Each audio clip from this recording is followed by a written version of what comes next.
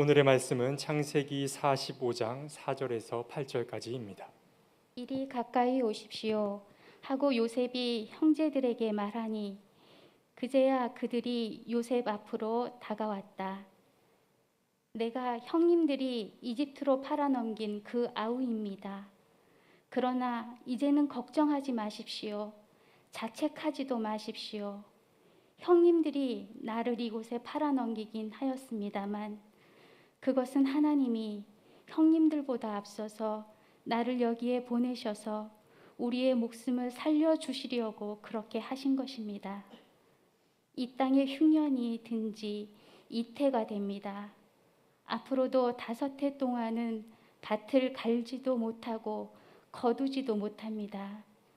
하나님이 나를 형님들보다 앞서서 보내신 것은 하나님이 크나큰 구원을 베푸셔서 형님들의 목숨을 지켜주시려는 것이고 또 형님들의 자손을 이 세상에 살아남게 하시려는 것입니다. 그러므로 실제로 나를 이리로 보낸 것은 형님들이 아니라 하나님이십니다. 하나님이 나를 이리로 보내셔서 바로의 아버지가 되게 하시고 바로의 온 집안의 최고의 어린이 되게 하시고 이집트의 온 땅의 통치자로 세우신 것입니다. 이는 하나님의 말씀입니다. 우리를 끝까지 사랑하시고 지켜주시는 주님의 은혜가 우리 모두를 포근하게 감싸주시기를 소망합니다. 기다림의 절기가 시작됐죠. 기다림을 저는 그리움이라고 얘기합니다. 누군가를 기다리는 까닭은 그에 대한 그리움이 있기 때문입니다. 여러분은 지금 무엇을 그리워하고 계십니까? 아무것도 그리워하지 않는다고 한다면 어쩌면 우리의 영혼이 이미 늙어버린지도 모르겠습니다. 왜냐하면 미래를 향하여 살지 못하고 과거에 붙들려 살고 있기 때문에 그렇습니다. 너무나 많은 사람들이 우리의 인생이 순례라는 사실을 잊어버리고 현실 속에 매여 살다 보니 하늘을 잊어버리고 땅만 바라보고 살기도 합니다. 아무도 그리워하지 않는 것, 영혼의 늙음의 징조임이 분명합니다. 우리는 아무리 애를 써봐도 세상이 달라지지 않는다고 때때로 투덜거리기도 합니다. 그러면서 어차피 변화되지 않을 세상, 뭐 이렇게 애쓰며 살 게 있는가 생각하면서 그냥 현실 속에 안주하고 살려고 합니다. 그러나 이것은 분명히 정신적 퇴락의 징후라고 말할 수밖에 없습니다. 바울 사도께서 말씀하셨던 것처럼 산다고 하는 것은 뒤의 것은 잊어버리고 위에서 부르신 부르심의 상을 얻기 위해서 몸을 앞으로 내밀면서 앞을 향하여 나아가는 것이 산다는 것일진데, 우리가 과거에만 붙들려 산다고 한다면 우리는 사는 게 아니라 죽음을 이 땅에서 살고 있다고 말할 수밖에 없을 겁니다. 우리의 궁극적인 목표, 그건 뭘까요? 그리스도의 마음과 일치를 이루는 것, 이것이 성도들의 마땅한 삶입니다. 생각하는 게 그리스도와 같아지고 또 사람들을 대하거나 세상을 바라보는 시선이 그리스도와 같아지기를 소망하는 거죠. 아직 멀었습니다.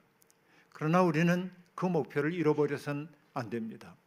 우리는 그 자리까지 당도해야 하는 목표가 분명히 있는 순례자들이라고 한 말입니다. 그 마음에 당도하기 위해서는 우리는 수없이 많은 난관을 거쳐가면서 그곳에 이르러야만 하는 것입니다.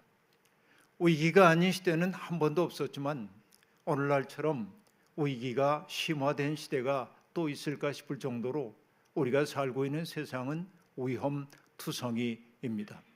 전 지구적인 기후재앙의 위기, 이것이 정말 이제는 그저 말이 아니라 실제가 되어 우리 앞에 나타나고 있습니다. 이제는 더 이상 시간이 없다고 한 말이 도처에서 들려오고 있습니다. 지금이야말로 우리의 삶의 방식을 바꿔야 할 때가 아닌가 생각해 봅니다. 그러나 이런 시급한 필요성을 알면서도 많은 사람들은 삶을 바꿀 엄두를 내지 못합니다. 왜냐하면 경쟁의 벌판에서 내려서는 순간 도태할 거라고 하는 두려움이 우리 속에 있기 때문에 그렇습니다. 이게 위기를 더욱더 심화하고 있습니다. 그런 마음을 품고 있는 이들이 기대고 있는 이상한 낙관론 같은 게 있습니다. 인류는 그간도 수없이 많은 어려움들을 겪어왔지만 인간의 지혜가 그런 어려움들을 해결하고 나아갔기 때문에 인간의 과학기술이 결국은 이런 문제를 풀어낼 거라고 하는 공상적 상상력이 사람들을 옛삶에 그대로 묶어두고 있다고 저는 그렇게 느끼고 있습니다. 저는 이때야말로 바울 사도가 말하고 있는 성령의 9가지 열매 가운데 절제라고 하는 열매가 가장 절실한 시대라고 생각해 봅니다.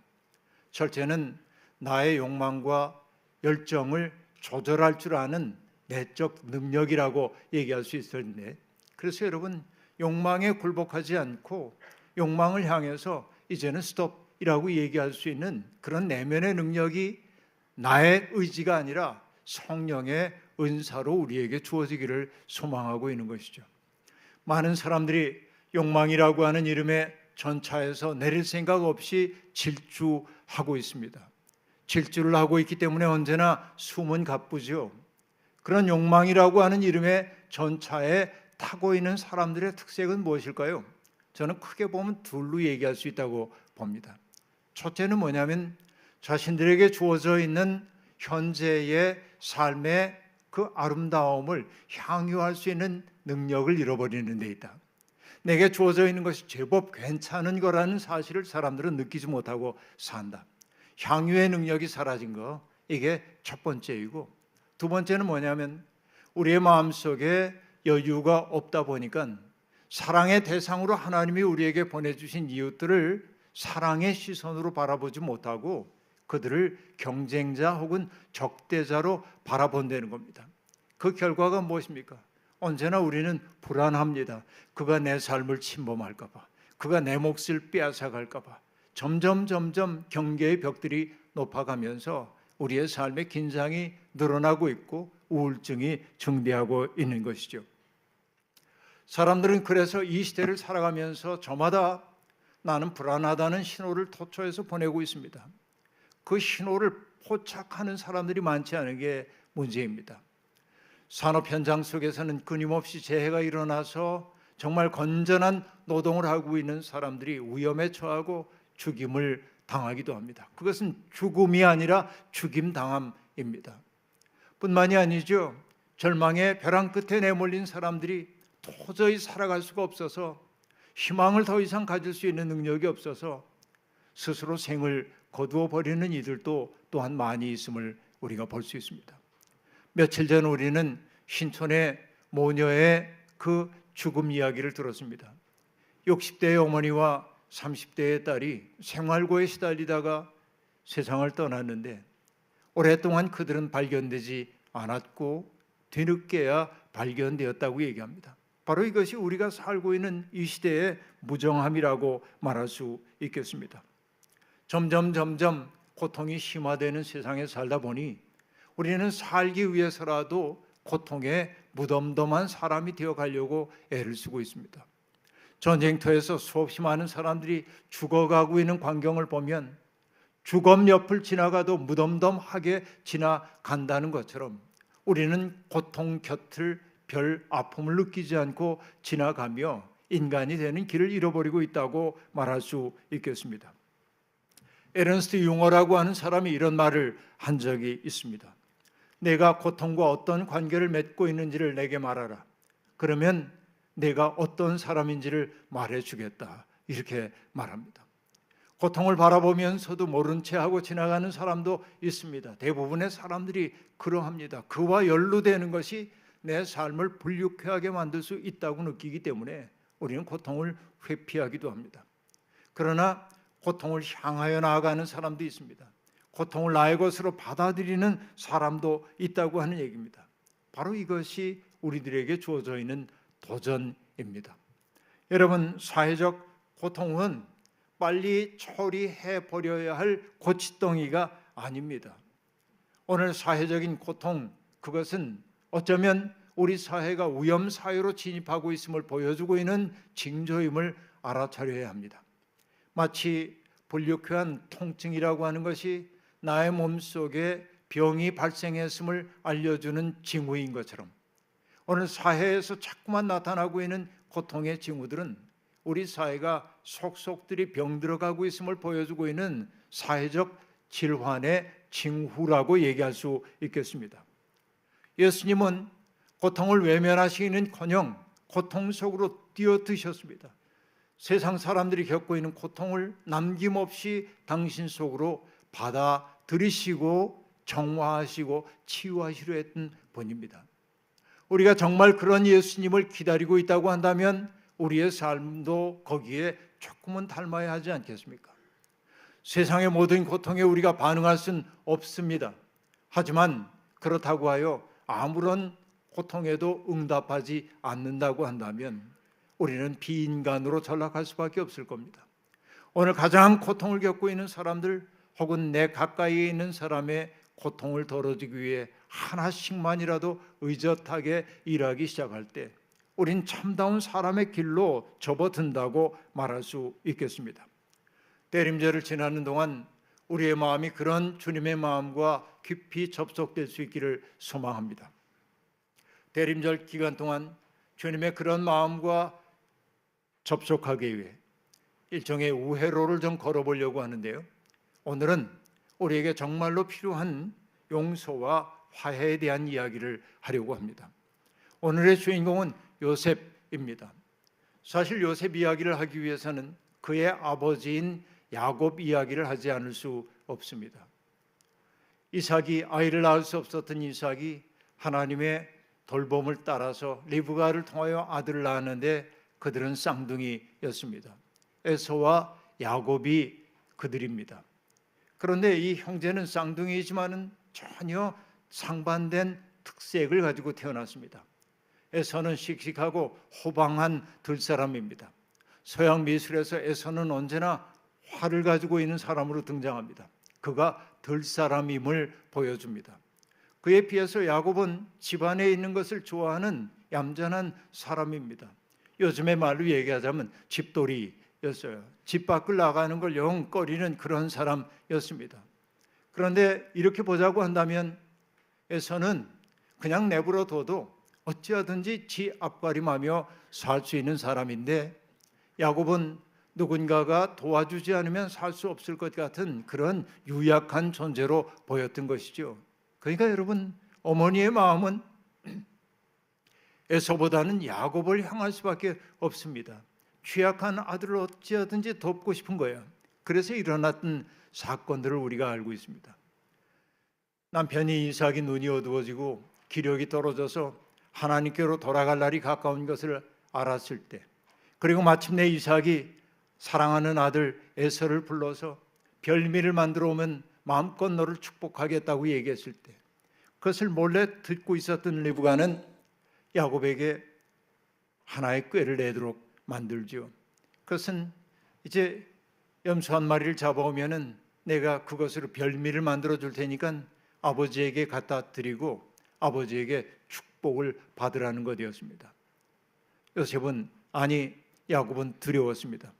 왜냐하면 아버지에게 자기의 정체가 드러날까 봐 무서웠던 것이죠. 그러나 잡았던 그 염소의 털을 이 몸에다 두르고 아버지 앞에 가서 결국은 야곱은 아버지의 복을 받아냅니다. 뒤늦게 그 아버지의 축복을 동생에게 가로챈 당했다는 사실을 안 에서는 화가 머리끝까지 났습니다. 그래서 이야기합니다. 내 이 녀석을 죽여버리고 말리라. 바야흐로 형제간에 살인 사건이 일어날 수 있는 위기의 상황이 다가오게 되었습니다. 이것은 전혀 예측한 바가 없지만은 그런 일이 불행하게 일어나게 된 것입니다. 리브가는 그래서 아들에게 얘기합니다. 형의 분노가 풀릴 때까지 아주 잠시 동안 외갓집에 가 있으라는 것이었습니다. 그 조치는 적절한 분리의 조치처럼 보였습니다. 잠시만 지나면 화가 누그러질 거라고 봤던 것입니다. 그래서 야곱은 집에 머무르는 것을 좋아했던 야곱은 정말 뜻밖의 사건 때문에 먼 외가가 있는 밧담 아람까지 가는 먼 여정을 출발합니다. 이게 굉장히 중요한 사건입니다. 소설가 이승우 선생은 사랑이 한 일이라고 하는 소설에서 야곱을 한마디로 이렇게 표현하고 있습니다. 어쩔 수 없이 길 위에 사람이 된 사람, 그렇게 말합니다. 여기서 어쩔 수 없이란 말이 참 중요합니다. 야곱은 낯선 것, 생소한 것, 미지의 것, 서먹한 것을 꺼리는 사람이었습니다. 하지만 어쩔 수 없이 떠나는 사람이 될 수밖에 없었습니다. 집을 제일 편안하게 여기는 사람이 위험이 도사리고 있는 광야를 통과해야 하는 사람이 되었습니다. 그 광야에서 야곱이 경험했던 그 고통을 나타내는 말이 무엇입니까? 그 광야라고 하는 말이 첫째 있죠. 낯선 광야입니다. 그리고 자기 곁에 도와줄 수 있는 아무도 없습니다. 홀로입니다. 그리고 마침내 더 두려운 밤이 찾아왔습니다. 낯선 광야, 홀로임, 밤입니다. 이 삼중적인 고통을 나타내는 성경의 하나의 오브젝트, 그런 게 있다고 한다면 그게 뭐겠습니까?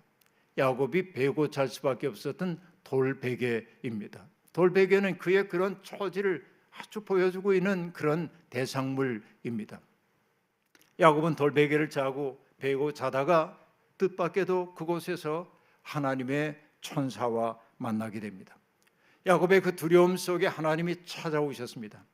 이때의 광경은 소설가 이승우 선생은 이렇게 그려내고 있습니다. 거의 최초로 세상에 홀로 버려진 것 같은 존재, 고아이고 나그네가 된 시간에 크게 두렵고 깊이 외로운 그의 밤, 광야의 자리로 그분은 찾아왔다. 찾지 않았는데 찾아왔다. 마치 그가 가장 두렵고 가장 외로워지는 처지에 놓이기를 기다리고 있었던 것처럼 야곱은 이전에 하나님을 찾는 사람 아니었는지 모릅니다. 가장 절박했던 그 시간에 하나님이 그를 찾아오셨습니다. 야곱이 먼저 하나님 찾은 것 아니고 야곱에게 하나님이 찾아오셨다는 것입니다. 하나님은 야곱에게 그의 마음을 다독이며 몇 가지 약속을 해주고 있습니다. 이런 약속입니다. 내가 너를 지켜주겠다. 그 다음에 두 번째는 내가 너와 함께 있겠다라고 하는 것. 세 번째는 내가 내게 복을 주겠다라고 하는 말입니다. 이 세 가지의 약속이 야곱 속에 들어옵니다. 찾지 않았는데 찾아오신 하나님이 그의 마음속에 이런 약속을 주셨습니다. 저는 생각해 봅니다. 이 약속이 뭘까? 생각해 보니까 고단한 인생 살아가는 동안 때때로 우리는 어둠에 휩싸이기도 하지만은 내 내면 속에 빛이 있다고 한다면 어둠 속에서도 절망하지 않는 법인데 하나님의 그 약속은 이 야곱의 마음속에 들어온 꺼지지 않는 불이었구나 하는 생각이에요. 또 다른 표현으로 얘기하자고 한다면 하나님의 그 약속은 야곱의 마음속에 고향과 같은 푸근함을 주었을 겁니다. 고향이란 지치고 스산할 때마다 돌아가 안기고 싶은 곳이지요. 야곱의 고단한 인생에서 돌아가야 할 고향이 자기의 가슴 속에 있었어요. 하나님의 약속입니다. 그러니까 고향은 어떤 땅이 아니라 하나님의 약속이 고향일 때 그는 가는 곳마다 고향 안에 있는 사람일 수 있었던 것이죠. 이것이 하나님의 약속의 본질이라고 말할 수 있겠습니다. 그 때문일까요? 바담 아람에 머무는 동안 잠시일 줄 알았지만 20년 세월을 거기에 머물게 되는데 야곱은 거기에서 가정을 이루었고 많은 자식들도 낳았습니다. 가정을 이루었습니다. 자식을 낳았습니다. 많은 재산도 모았습니다. 복받은 사람임이 분명합니다. 그럼 여러분 야곱은 그곳에서 행복하게 살았다고 이야기하면 그만일 것 같습니다. 그러나 여러분 문제가 생겨납니다. 그가 누렸던 많은 복이 화근이 되었던 것이지요. 외삼촌인 라반의 아들들, 그러니까 외사촌들이 투덜거리기 시작했습니다. 야곱이 아버지의 재산을 강탈하여 부자가 되었다는 것입니다. 아버지의 재산이 외사촌에게 넘어가는 것을 그들은 못마땅하게 생각했습니다. 그들의 수군거림이 일리가 있다고 생각했는지 라반도 더 이상 따뜻하게 야곱을 바라보지 않습니다. 눈빛이 달라졌어요. 그러니까 여러분 이 야곱은 위험을 즉시 감지했습니다. 여기에 더 이상 머물러서는 안 된다고 생각을 했고 야곱은 그래서 귀향을 서두르게 됩니다. 그 귀향길의 이야기는 기가 막힌 우여곡절이 있지만 그 얘기 다 할 수는 없고 어쨌든 어렵사리 그가 고향으로 돌아옵니다. 그러나 고향에서는 그를 성대하게 환영하는 인파가 있는 것이 아니죠. 그 옛날 원한 감정에 사로잡혀 있던 형 에서와 직면해야 합니다. 그리고 어찌어찌하여 형 에서와 화해를 이루게 됩니다. 성경에 나오는 화해 이야기 가운데 가장 아름다운 이야기가 야곱과 에서의 화해 이야기이기도 합니다. 돌 사이에 화해가 이루어졌을 때 아침에 밝아오는 해를 바라보면서 야곱은 내가 하나님의 얼굴을 보았다고 얘기하죠. 그래서 그 장소를 브니엘이라고 얘기했던 것 우리가 잘 알고 있습니다. 그러면 여러분 이쯤 됐으면 귀향까지 다 했으니까 그저 옛날 얘기식으로 그래서 야곱은 행복하게 살았더래요 이러고 끝나면 참 좋겠는데 인생은 그렇게 단순하지가 않은 거예요. 아직도 야곱은 더 많은 세월을 살아야만 했던 것입니다. 여러분 문제는 그곳에 돌아와서 야곱이 살아가면서 늙음하게 얻은 아들인 요셉을 편애했다는 데 있습니다. 늙음하게 얻었기 때문에 더 애지중지했는지도 모릅니다. 자기가 가장 사랑하던 아내로부터 얻은 자식이었기 때문에 눈에 넣어도 아플 것 같지 않아서 야곱은 그 아들 요셉에게 화려한 옷을 입혔습니다.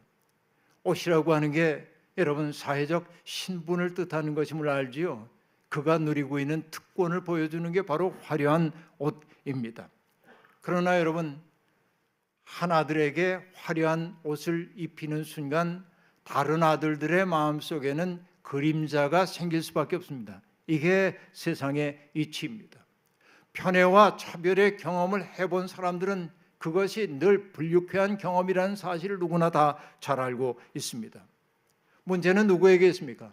차별하는 아버지에게 있습니다. 그러나 아버지와 아들 사이에는 권력이 비대칭적이기 때문에 아버지에게 항의할 수도 없고 아버지에게 보복할 수도 없습니다. 그때 사람들이 취하는 방식은 뭡니까? 아버지의 사랑받는 대상을 미워하는 거예요. 이것이죠. 여러분 가인과 아벨 이야기를 우리가 잘 압니다마는 하나님 앞에 가인과 아벨이 제물을 바쳤을 때 아벨의 제물만 받으시고 가인의 제물을 받지 않았을 때 가인은 하나님을 원망하거나 항의하지 않고 아벨을 미워하는 길을 택합니다. 결국 가인은 동생을 죽여버리고 말지요. 그런데 이 사실에서 우리가 보아야 할 매우 중요한 요소가 있습니다. 그게 뭐냐?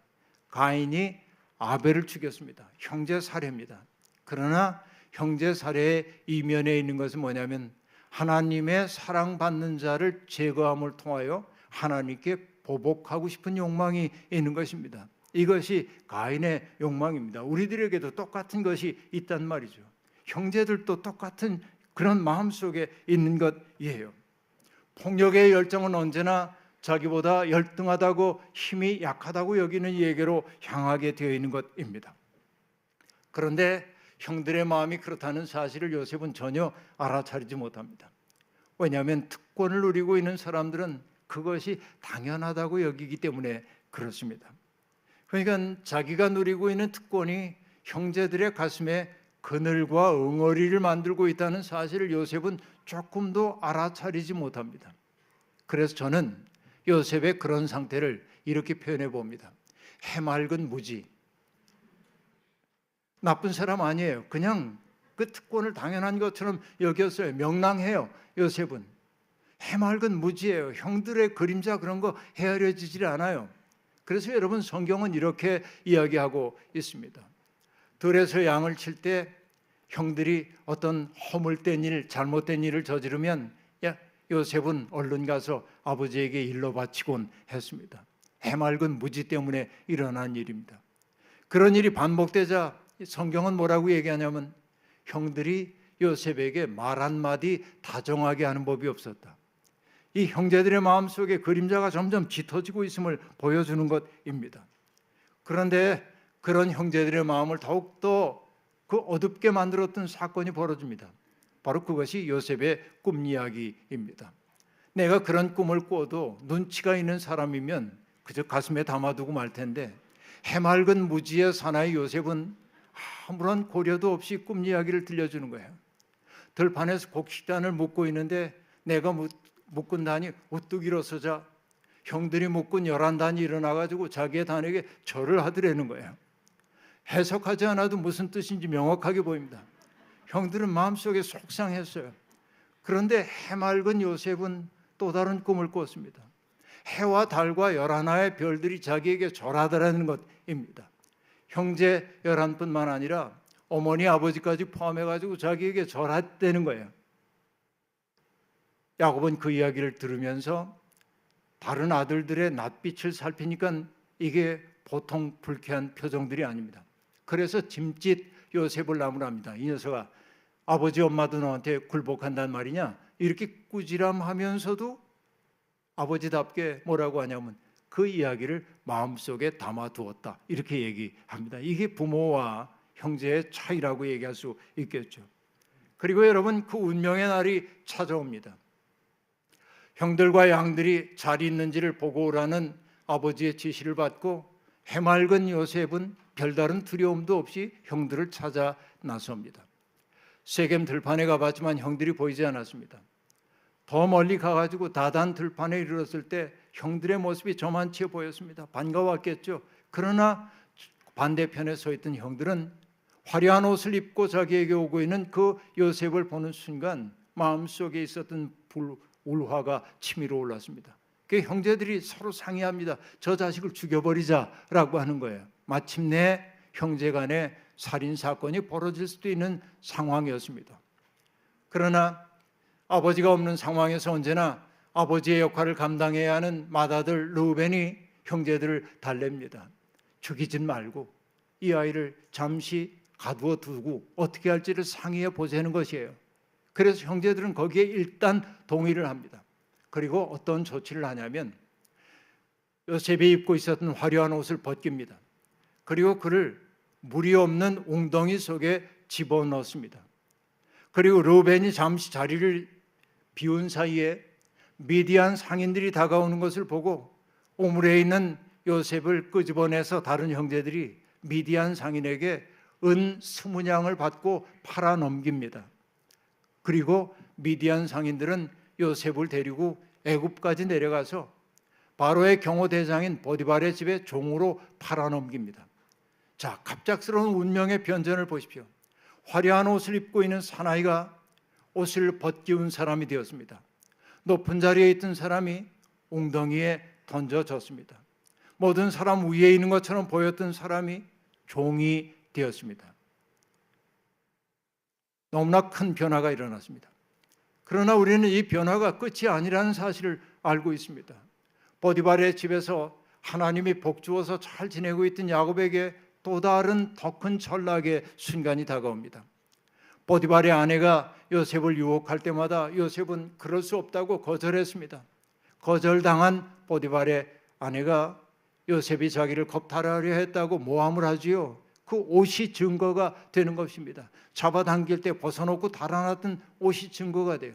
그래서 요셉은 결국은 감옥에 갇히는 신세가 됩니다. 자, 이 전락을 보십시오. 화려한 옷 벗겨졌죠. 웅덩이 속에 던져졌죠. 종으로 팔렸죠. 결국은 감옥에까지 갇힙니다. 전락입니다. 그러나 그와 같은 전락의 시간, 시련의 시간이라고 하는 게 마이너스로만 기입되는 법은 없습니다. 그때도 하나님이 그와 함께 하셨기 때문에 요셉은, 그 해맑은 요셉은 절망에 짓눌리지 않았습니다. 그 속에서 인생을 배웠습니다. 시련을 통해서. 어떤 인생을 배웁니까? 이전에 눈치 없이 지냈다면 이제는 남을 살필 줄 아는 사람이 된 거예요. 그 감옥 속에 갇혀있는 왕의 시종장들의 표정을 살피고 그들의 곤고함을 덜어주기 위해 애쓰는 배려의 사람으로 바뀌기 시작한 겁니다.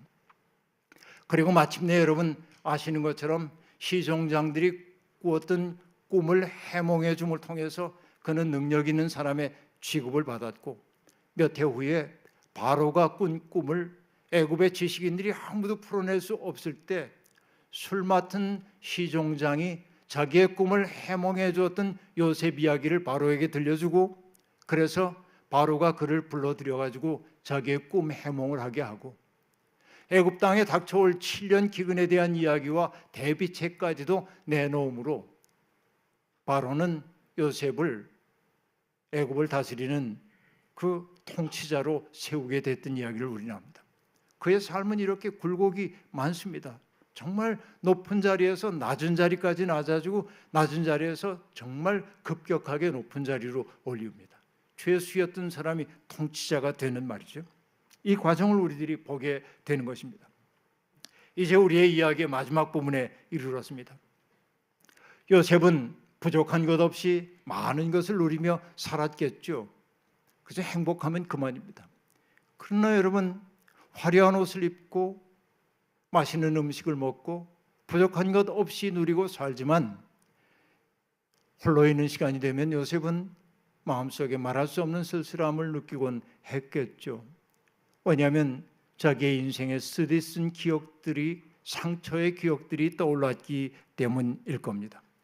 형제들에게 버림을 받은 자라고 하는 그 자의식이 그를 괴롭히곤 했을 겁니다. 그것은 그 형들의 마음속에 생겼던 그늘 혹은 응어리와 색깔은 다르지만 동일한 무게의 그늘이요 응어리였습니다. 그것이 해소되지 않는다고 한다면 그는 참으로 행복할 수 없습니다.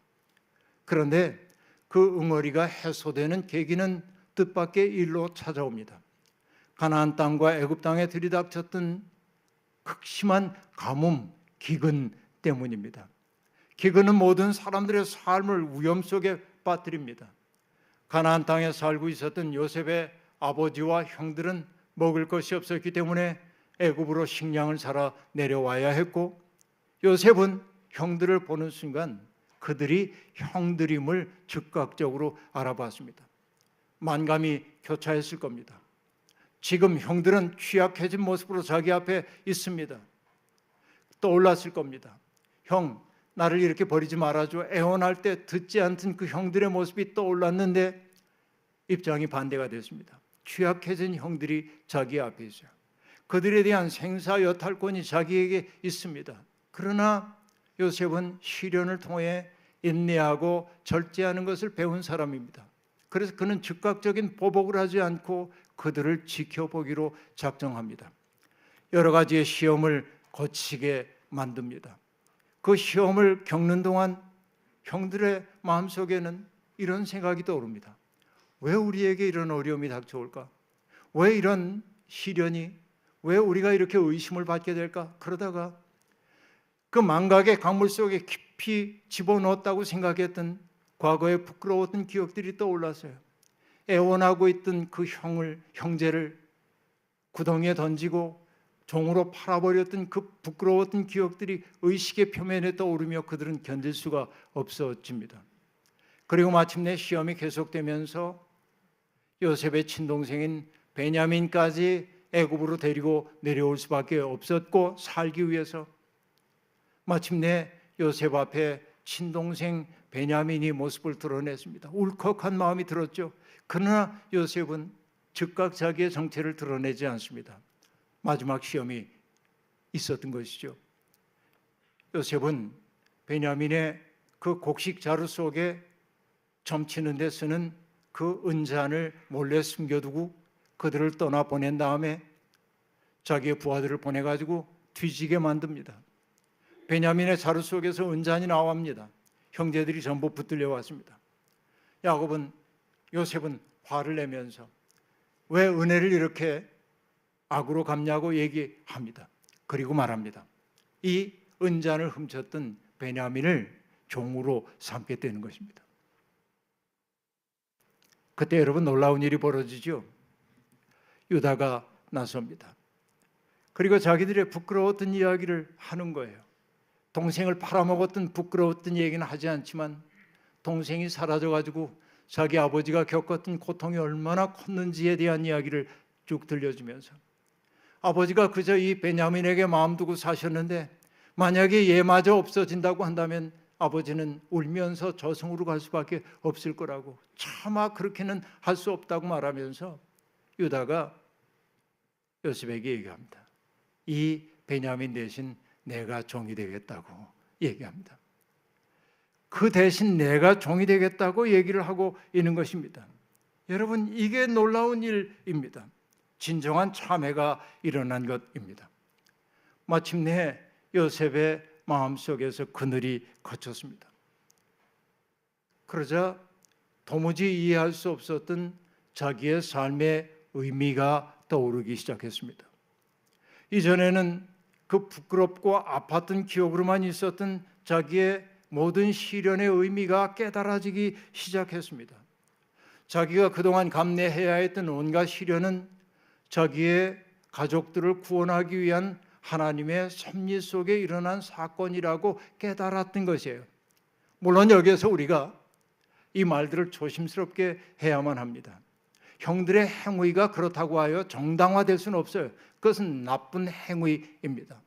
그러나 하나님은, 요셉이 믿는 하나님은 인간의 죄와 허물까지 이용하셔서 구원을 만드시는 분이죠. 바울 사도의 얘기로 하자고 한다면 하나님을 사랑하는 자 곧 그의 뜻대로 부르심을 입은 자들에게는 모든 일이 합력하여 선을 이룬다고 바울이 얘기한 것처럼 하나님의 구원사라고 한 큰 흐름 속에서 내 삶을 바라보자 무의미했던 내 삶이 의미 있게 다가오게 된 거예요. 이게 회복이 된 거예요. 그러자 그는 자기의 마음속에 응어리가 녹았음을 알게 되었습니다. 씁쓸함조차 없는 것은 아니지만은 그러나 마음속에 응어리가 녹아지게 되자 비로소 요셉은 형제들에게 자기의 모습을 드러냅니다. 내가 요셉입니다. 그러니 두려워하지 마십시오. 형님들 잘 돌보겠습니다. 이렇게 이야기합니다. 여러분, 그렇습니다. 하나님은 인간의 죄까지도 은총의 통로로 삼으십니다. 하나님의 구원 이야기라고 하는 큰 이야기 속에서 내 삶을 바라볼 여백이 생기게 되는 순간 내 삶을 힘들게 만들었던 고난의 현실 또한 의미가 있음을 발견할 가능성이 있는 것입니다. 형제들은 마침내 하나님의 은혜 안에서 화해를 이루게 되었습니다. 오늘 시련의 시간을 지나고 있는 분들이 있습니까? 누군가를 용서할 수 없어서 마음속에 응어리 때문에 어쩔 줄 모르는 분들이 있습니까? 주님의 은총의 손길 앞에 그 시간을 내맡기기를 바랍니다. 무의미를 의미로 바꿔주시는 하나님의 그 크신 섭리 속에 우리의 삶을 내놓기를 바랍니다. 용서하고 화해할 용기를 달라고 주님께 청하기를 바랍니다. 용서와 화해야말로 주님이 우리 속에 들어오는 틈이 되기 때문에 그렇습니다. 주님을 기다리는 이 계절, 누군가를 용서하고 용서받는, 그래서 화해를 이루는 기쁨을 맛보기를 주의 이름으로 축원합니다. 아멘. 주신 말씀 기억하며 거듭의 기도 드리겠습니다. 하나님, 화려한 옷이 입혀졌던 요셉의 시간, 또한 웅덩이 속에 던져졌던 요셉의 시간, 감옥에 갇혔던 요셉의 시간, 그리고 애굽의 통치자로 세움을 입었던 그 요셉의 그 모든 시간들, 그 시간을 관통하고 있는 것은 하나님의 섭리의 손길이었습니다. 우리의 삶이 요셉의 삶과 형태는 다를지언정 우리도 똑같은 어려움을 겪으며 살아갑니다. 주님, 우리의 시간을 주님 앞에 맡기오니 주님이여, 무의미해 보였던 그 시간들이 의미에 충만한 시간이 되도록 우리를 붙들어 주옵소서. 예수님의 이름으로 기도하옵나이다. 아멘.